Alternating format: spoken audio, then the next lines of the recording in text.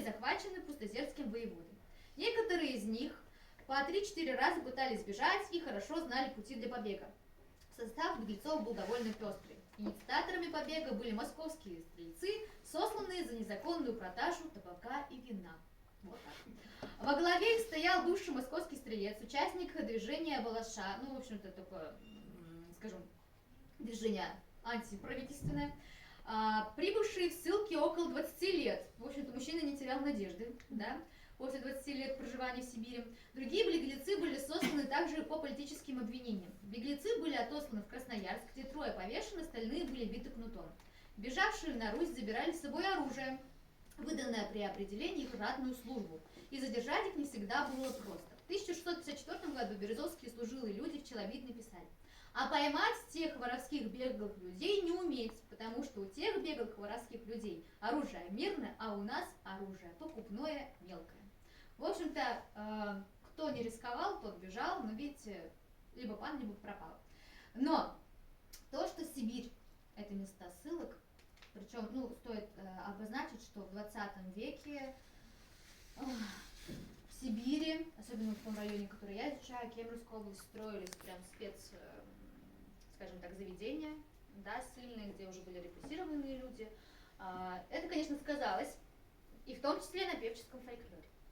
Потому что песен о том, что у нас есть каторга, тюрьма, там, тюрьма иркутская большая, как мама провожала меня в тюрьму, как она стояла в Санкт-Петербурге на вокзале, провожала, поезд тронулся, она мне помахала платочком. Их очень много. И вот расскажу забавную историю. Значит, это был первый фольклорный фестиваль. Мне было лет 14, мы приехали в город Омск. Собрались все люди, которые занимаются русской традиционной культурой, молодежные ансамбли. И, значит, еще фестиваль начался, мы сидим, переодеваемся, плетем косы. В общем, такое прям девичье настроение, все прихорашиваются, еще подростки. И такие, ну давайте, девочки, что-нибудь споем. Все приехали, кто с Кемерово, кто с Омска, с Новосибирска, с Томска. Да, проходите. Так, есть одно место за партой. Так, да. Отлично. И споем. Ну и, конечно же, запели «Тюрьма иркутская большая». Заходят наши педагоги, такие: девчонки, ну вы чего?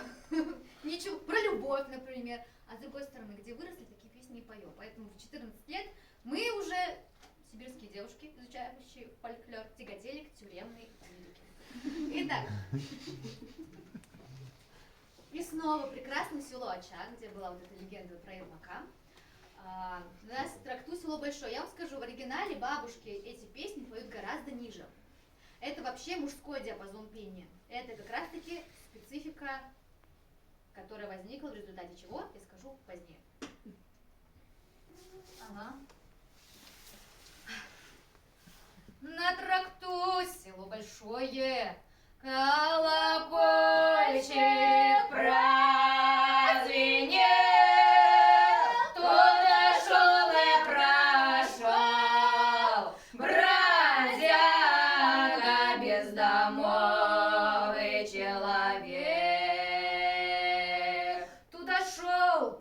Бродяга, бездомовый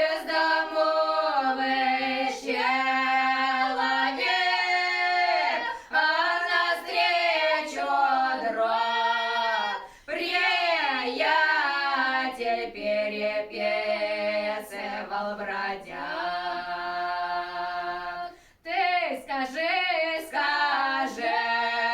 бродяга, из которой ты тюрьмы.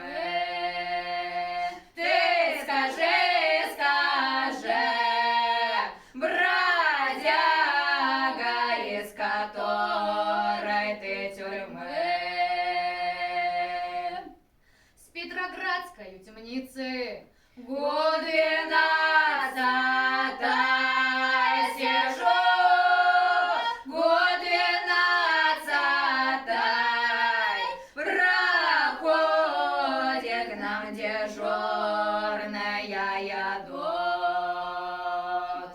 Они несут полбалки хлеба, небольшую чару щей. В этих щах одна капуста, она черная, как смоль.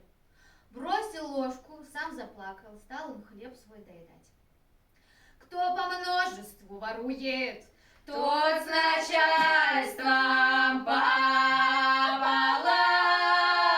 а мы мелкие